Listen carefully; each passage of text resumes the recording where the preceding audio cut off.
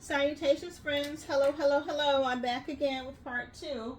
We've already gone over part one, and I was sharing with you about my motto for my budgeting. And basically, I have three portions, or four portions of it. Your income, your need, part one, your needs and bills. Part two of your needs and bills, and part three is what you want.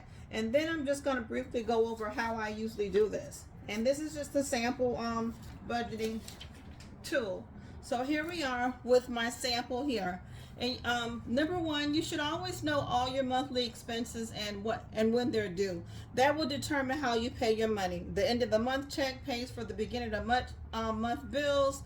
The end of the beginning of the month check pays for the end of the month bills, and vice versa. Some people are monthly budgeters, bi-weekly budgeters, weekly budgeters. Some people are bartenders, so they only can budget whenever they get the funds in, but they usually know a rough draft of what they typically need. And so regardless, you need to know your total of all your bills. You got to know your expenses and what you want. So if you know your expenses and you know your bills and you know what you want, this should be no problem. So regardless, total all your needs and bills and subtract it from your income. So I have all my expenses here, part one, my bills, part two, and my wants, part three. And I kind of color coded it just so that I can keep up. This is take two. I didn't keep up the last time. So let's start with our income.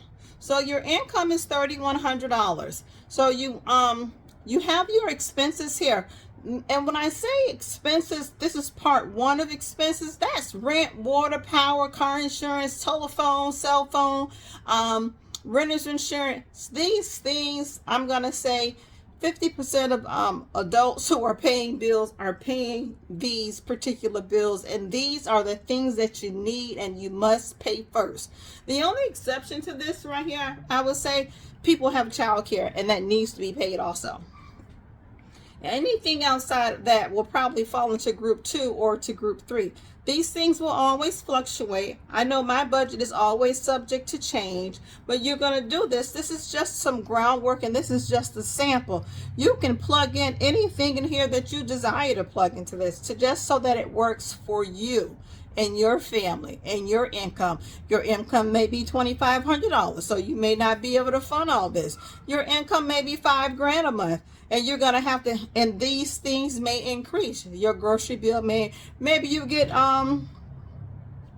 food vouchers and you don't need a grocery fund. Whew, I wish I was you. But anyhow, this is what I'm saying. So these things will fluctuate, but please, please, please get a sample, get a budget, get some type of tool from somewhere, some budgeting channel, some guru or whomever, and start planning out your needs and your wants and your budgeting. If you have Navy Federal, they have budgeting tools. Discover, they have budgeting tools and budgeting sheets that you can use and work for them, or something as simple as pen and paper is sufficient enough. So, alrighty, back to, here we go. So you add up all your expenses, it's $1,850. You subtract number one from your income, and this is the difference, $1,250. And then you go to box number two. Box number two, you add up whatever this may consist of: groceries, emergency fund, auto maintenance, debt. This will fluctuate according to whatever you put in this box. This is most important. This is next to important. This is least important. Sorta. Okay. So you total up your number two box, which is $525, and you subtract it from your difference. This difference comes from the difference from your expenses and your income. So you get a total of $525, you subtract it, and now you have $725. Now you can go to box number three. You can zero this completely out by using every dollar of this $725, and that's what some people call a zero base budget. Or if you have leftover, like I added this up to be $400, of course you're going to have leftover. There's $725. You can redistribute that into the rest of your budget. Or if you follow along in this budgeting community, you'll hear the term sinking funds, long-term funds, short-term goals. You can take that money and divvy it up into those particular funds and those goals. But this is just the main thing that I want you to take away from this. Know your budget, know your bills, be able to determine to add up all your expenses, subtract it from your income, take the difference, subtract it from your second set of needs, and whatever's left over, that's what you can play with. Those are your wants. 1 and 2 are needs. 3 is a want. I hope this helped you out. I hope this was a little bit more understanding. I hope that I made it clear for some people. This is not for everyone. I'm going to say 50% of us already know how to do a budget.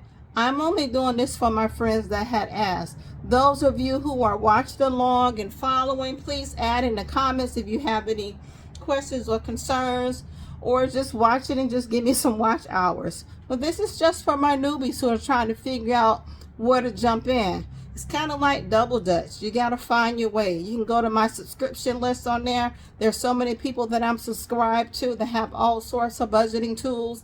You can type it into the search engine, into YouTube. But this is just my basic platform. Steps 1, 2, and 3. Income, subtract my expenses, subtract group 2. What's left over is what I want. And those are the things that I plan for. Thank you.